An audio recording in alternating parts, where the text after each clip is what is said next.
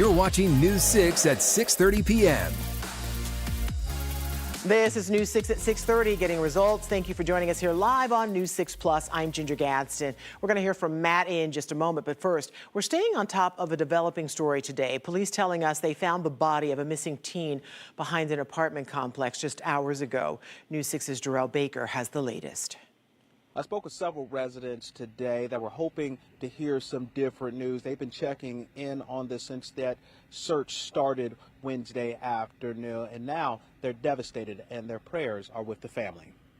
Christina Kudchuk, Emily Murphy, and several others watched dive teams and crews from OPD, Orlando Fire, the Orange County Sheriff's Office, and more search Lake Whippoorwill for hours directly behind their apartment complex since Wednesday afternoon looking for a missing swimmer. From what we heard from officers, a boy had drowned. I came here around like 7:20 and stayed here till like almost 10 p.m. I was like praying and hoping that they'd find him. Orlando Fire Department originally responded to the call around 5:30 p.m. Wednesday. Orlando police say the initial report shows a group of 6 teenagers entered the lake using kayaks and paddle boards. One teenager went underwater but didn't come back up. Orlando police say they found the teen's body around 12:20 p.m. Thursday. This is heartbreaking. It's a young man who had like his whole life ahead of him. I just can't believe and can't imagine what his family is going through right now and his friends. Now, we did receive video of them pulling the body out of the water. However, we're choosing not to show that due to respect to the family. And speaking of respect, there's several people that have learned of the news and have come back and also offering their respect and their wishes to the family as well during this tough time. Here in Lake Nona, Jarrell Baker, News 6. All right, turning now to our weather. It is hot out there, and there is a concern about the air quality in Orange County. News 6's Jonathan Kegas is breaking it down for us. Jonathan, it is hot, and you can feel it's almost air you can feel as you breathe it in. It is. We're starting to get there, and it's going to be the air quality issue again, especially for sensitive groups. The map I have behind me here is the darker the yellows here, the worse the air quality is going to be. We're still in that lower end moderate side of things, so it's nothing too crazy. We're certainly not talking about Los Angeles or anything like that, but nonetheless, if you do have underlying ailments, asthma, things like that, especially if you go outside over the next couple of days, might be aggravated a little bit. We'll talk about why that is in just one second. But you see, we keep that air quality issue around for sensitive groups through the entirety of the weekend. It's because of the same mechanism that's going to heat us up. When you get these big upper level highs building at about 15 to 20,000 feet, they induce sinking air. And when air sinks, it doesn't really allow the stuff that's really generated at the surface to mix out, as we call it. It's really just kind of stuck there. Again, we also have that layer of very, very warm air in the mid-levels of our atmosphere. It's called an inversion. It acts like a little cap. So any kind of pollution, smokestacks, cars, things like that, going to produce that low-level ozone and keep everything very, very close to the surface. And again, that's what we're going to be watching for over the next couple of days. In addition to actual air temperatures flirting with the triple digits, we are going to pinpoint that part of the forecast, Ginger, coming up at about 6:47. All right, Jonathan, we will see you then. Well, the Volusia Sheriff's Office is searching for 3 teens accused of jumping and stabbing another teen in Deltona, leaving them severely injured. Deputies say it happened yesterday in the area of Cortland Boulevard and Hanford Drive. That's right near Heritage Middle School. News 6's Molly Reed brings us the latest on the investigation. The sheriff tells us this is where it happened, and thankfully the teen is expected to be okay. He says it happened right after they got out of school on Wednesday from Heritage Middle School. Now, the deputies here have a relatively new technology called Live 911 in their cruisers, where they were able to see the 911 call come in from the victim in real time. Hello? Hi. I've been just stabbed. The deputy in the area was able to get to the teen within 2 minutes of the call and start aid on him. Live 911, I'm out with 2 juveniles or whatever, and said he was stabbed. 8th grade we're talking here. We're not talking, a bunch of drunken adults in a bar. These are 8th graders. Now, Sheriff Mike Chitwood says this stabbing was in retaliation for a fight that happened off campus between the suspect and the victim a couple days ago.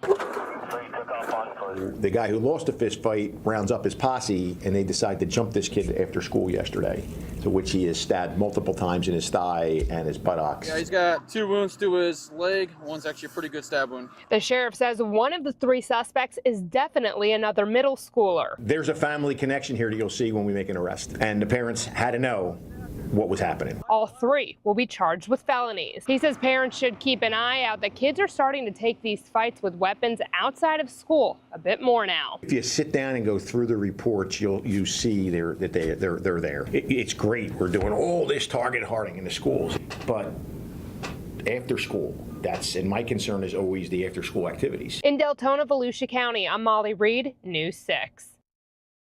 And Volusia isn't the only sheriff's office to use this live 911 technology. In February, we told you the Orange County Sheriff's Office was also preparing to roll out this technology.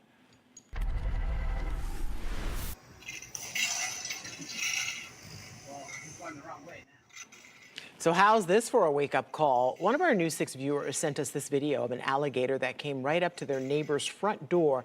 It happened early this morning. The woman who lives here tells our Catherine Silver it was quite the surprise visitor.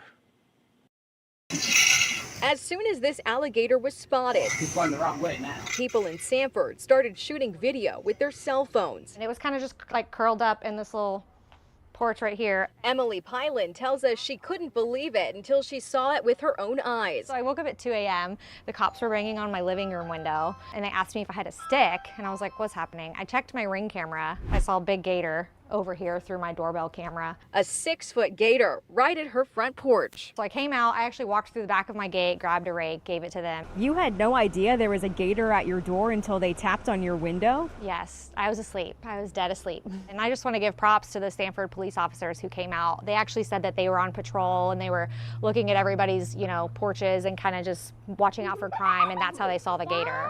The same officers who told her about this surprise visitor spent nearly an hour trying to tire it out and move it out of the way. Back to the retention pond across the street. Lake Monroe's right behind my house here, so I think it was just probably crawling from the pond to the lake. We're getting kind of towards the tail end of breeding season, but we're still in it. Brandon Fisher, an alligator expert at Gatorland, says this time of year, these animals are active. With the fact that we haven't had a lot of rain, even though recently we got some, things are drying up, so gators are definitely moving around. How far can gators wander during this time of year? So it really just depends. In times past, they've GPSed an alligator walking 9 miles to get from one place to the next. His advice, pay attention. People love to go walking early in the morning or walking or running, later in the evening when it's cooler here in Florida. That just happens to be the time when gators are really doing a lot of their activities. You never know what you might see. Maybe he wanted to come in and get a nice cold beverage. It is Florida, after all. This is a Thursday morning in Florida. Typical Thursday morning, I think, in Florida. You just never know. Catherine Silver, News 6. All right. Well, one community is actually happy to see a gator in their neighborhood. You see that little guy? The city of Oviedo posted this photo of a gator hanging out in a storm pipe just below Lockwood Boulevard. Officials say the pipes looked good, even with their scaly friend inside.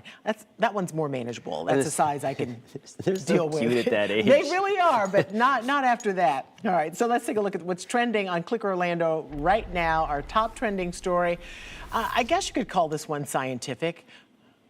I wouldn't. But back in the 19th century, there were rumors of a volcano in northwest Florida. It was supposed to be near Tallahassee, and it was known as the Wakulla Swamp volcano. It's where people saw a huge volume of smoke they say did not come from a fire or a factory, so they just started saying that they believed it was from a volcano that no one could see. So that's the scientific part, I think. Today, we know, in fact, it was not a volcano, but it still remains a mystery as to what it actually was. Is it still smoking now? I think there's a bigger issue if it's still smoking. I don't think it is. It's just, we learned about it. Yeah, we didn't have a video back in that day to see what was going on. No artist rendering either. Okay. All right, did you know the city of Claremont owns only 25% of the roads there? But who owns the rest? And who do you call when there's damage? News 6 anchor Matt Austin looks for answers. You're watching News 6 at 6:30 live on News 6 Plus, covering all of Central Florida. We'll be right back. Brought to you by your local Toyota dealers. Toyota, let's go places.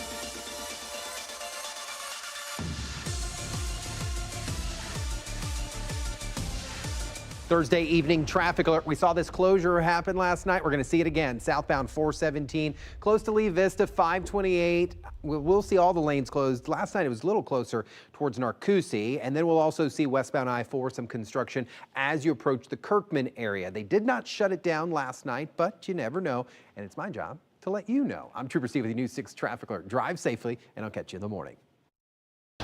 I am here at one of the busiest intersections in all of Claremont. If you look over, this is Hancock Road.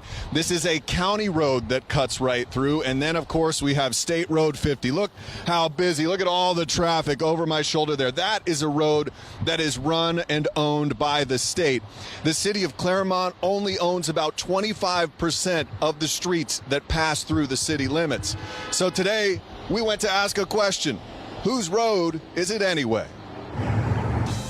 Okay, so this is whose road is it anyway? Do you think you can pass this test? I'll try. Are you from Claremont? Yes. Don't be scared. Say you had a problem with Citrus Tower Boulevard, there was a pothole. Who would you call? 3 options. You have county, city, and state. What kind of problem we talking? Say like a pothole, or you just wanted to complain about I called Claremont. You called Claremont for that. This is actually county. City? Nope. You'd have to go county for that one. I want to say city, but I feel like it's county. Which one are you going with? Maybe county. You got it right! Ding, ding, ding, ding, ding. Okay, good job. You're the first person to get that right.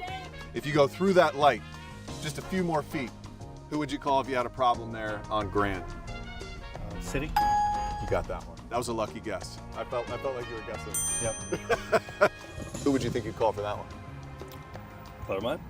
Yes, you got it. Ding, ding, ding. We have a winner. Okay. Who do you think? Is it still county? No. Wait. No. Why? Now it turns into city. I don't know. Oh, okay, that's weird. US 27, right here. Who would you call if you had a problem with that? County. State. State, really? Who would you call if you had a problem on US 27? I don't know. Police? You seem bewildered. Just call the police. Help me out. So that one is state. So there's 3 different, all in the same intersection. And then US 27 right here. State. Okay, so you got 2 out of the 3. See, I'm not bad. Good. Yeah, nice work, nice work. See? Okay, you know whose road it is. So you get a high five for that? Yeah, you definitely get a high five. So, do all these wrong answers surprise Claremont City Manager? No, it doesn't surprise me at all. Interim City Manager Rick Van Wagner tells me there are about 400 miles of paved roads in Claremont, and the city only owns about 100 of those miles. Yet almost all the calls come to the city. I don't have a calculated number, but it would be in multiple departments that were getting calls on a regular basis. So it would come from all over the community, people calling. So in 2023, city staff developed a road ownership map they call Whose Road Is It Anyway? It's color-coded, and when you click on a road like Citrus Tower Boulevard, it tells you who owns it and gives you the number to call. And so this gave some clarity to our citizens to understand what's state-owned, what's county-owned, what's city-owned, and what's a private road. Now, there's another wrinkle in all of this as well. If you have a private neighborhood, a gated community, well, those are usually run by an HOA. In Claremont, I'm Matt Austin, News 6. My solution is to just never get into any trouble in Claremont. Here you go. Then you don't have to. You don't have to Don't call it off. anybody, right? Exactly. That's confusing. Matt cleared it up a lot, and I'm glad there's an interactive map where you can just click and find It's an gotta be answer. super helpful. It Yeah. has to be, because those poor people, they had no idea. I didn't know either. No way. All right, meteorologist Jonathan Kegas joins us now. We are getting close to the weekend. Yeah. And it's perfect beach weather. It really is, yeah. Some of the lakes you might want to get in, maybe take the boat out this weekend. I mean, fantastic. This is a live look in Port Canaveral right now. Launch Credit Union camera. It is quiet. It's a little hotter today than it was yesterday. We were talking about that yesterday at about this time. 87 degrees, the current air temperature in Port Canaveral tonight. The breeze at about 14 miles an hour under those mainly clear skies. Still in the 90s almost everywhere. 91 in Mount Dora, Titusville, good evening. We are at 90. Oviedo, we are also at 90 degrees. Bushnell, we're back to 87 right now. Wildwood, we are checking in at 86 degrees. Now here's a look at tomorrow. Your forecast is sponsored by the Florida Lottery. Temperatures tomorrow going to start things off right around 70. It's a few notches above where we should be. It's really the afternoon that's going to get you mid to upper 90s tomorrow. Average is in the upper 80s to right around 90, so about 5 or 6 degrees above that threshold of where we should be for this time of the year. And then we build on that going forward. Saturday, we're back to the mid to upper 90s. I think Sunday and Monday here, we have a real shot to maybe go for the century mark, 100 degrees when you don't factor in the humidity, and that would also set new records. So really, once we get to Friday and then beyond, tomorrow and through the weekend, we are going to jump into record territory throughout Central Florida. And it's all because of this guy here. Of course, we're going to have sunshine dominant. That's going to help. But then we have this big chunk of high pressure, and what these things tend to do is promote air to sink. When air sinks, it dries out, it warms up, and it pretty much bakes anything that it sits on top of. So one of the things we're going to watch closely over the next couple of weeks is, okay, do we get any more rainfall, and what's going to happen with the drought situation? Now, we do have some positive news on that. We knew that was coming with all the rain, but still in a severe drought throughout the northern half of Central Florida. But we got rid of the red. Again, these are comparing last week's drought monitor, which is this one, to today's, which came out early this morning. So some improvement. We do still have work to do, and would love to show you this map. Every day for the next several months, no new tropical development expected over the next 7 days. Now, hurricane season again officially starting on June 1st. It's May 15th now when the National Hurricane Center starts to issue its daily outlooks like this, where you see the yellow blobs, maybe orange or red across the board to show where they believe tropical development is expected, and there is nothing in the future, nothing conducive. Would love it to stay that way the entire season. 96 on Saturday, 97 degrees on Sunday, 97 on Monday. We're staying in the mid to upper 90s all the way through just about the end of next work week. All right, Jonathan, thank you, and we will be right back. I'm Crystal Moyer. And I'm Justin Mormouth. Coming up tomorrow, inflation may be cooling off, but that's not stopping some from looking to cut costs. The ways people are trying to save and what you can do right now to keep your finances in check. Plus the heat getting cranked up. Candace will have your updated forecast every 10 minutes. We'll see you for New 6 Mornings starting at 6.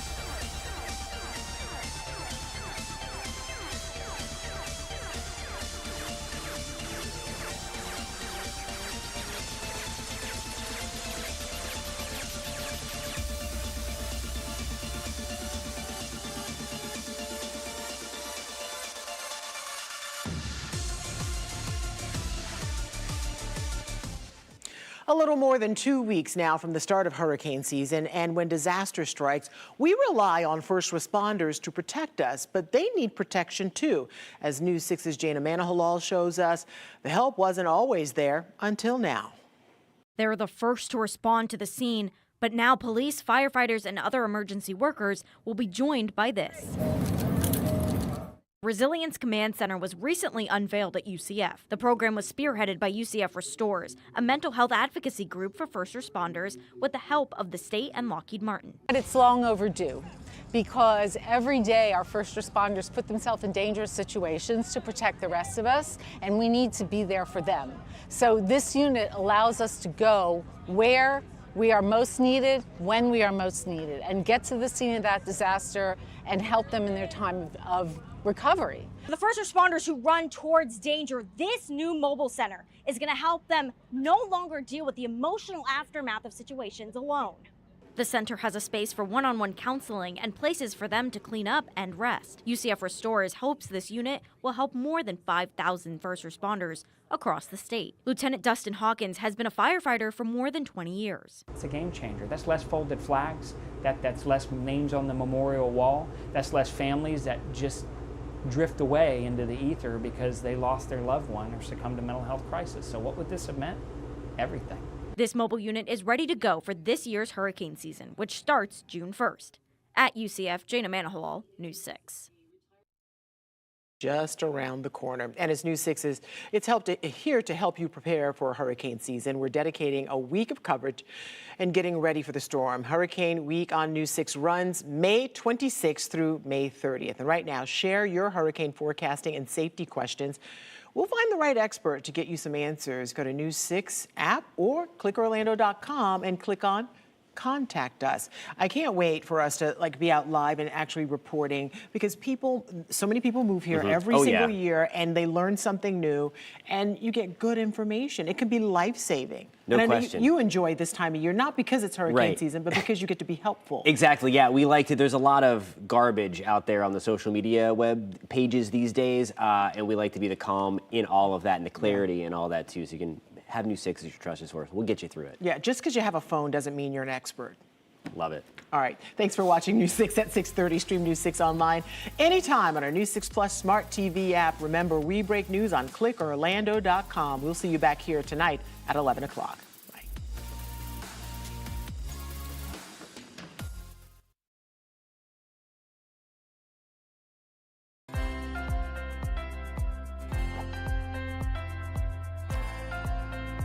Reports of lung cancer have been down dramatically in the last couple of decades, and every day major progress is being made with new diagnostic tests and treatment. Here at the Orlando Health Cancer Institute, Dr. Ali Jawani and his team of experts is making a real difference in lung cancer treatment here in Central Florida. Thanks for being here, Dr. Jawani. Thanks for having me. Appreciate it. Okay, first of all, let's talk about risk factors. Smoking is the big one, and a lot less Americans are smoking now than they were even 20 years ago. But what has been on the rise are young people using e-cigarettes and vaping. Have you noticed an increase in young people with lung issues? We have, and it's a very interesting situation. You know, for many years, people believed that e-cigarettes and vaping was much, much safer than cigarettes, and now we're recognizing that's not the case. And we're seeing people that are as young as 18 with lung cancer, and their only risk factor is that they've been vaping for years.